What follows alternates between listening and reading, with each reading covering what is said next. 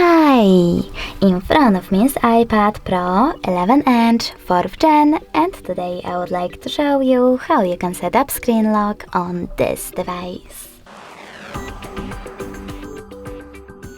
First of all, you need to open Settings, scroll down and tap on Face ID and Passcode. Now scroll down again and tap on Turn Passcode on. Then choose Passcode options and click on the best one for you. I will go with 4-digit one.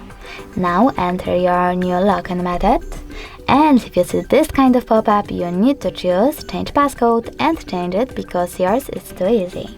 I will go with Use Anyway though, only for example.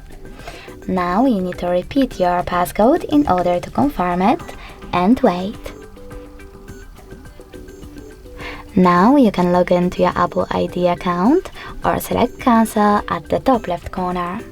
So now when I turn off my screen and then turn it back on, I can see that passcode is now required. Thanks so much for watching. If you enjoyed this video, don't forget to leave a like, comment and subscribe. Bye!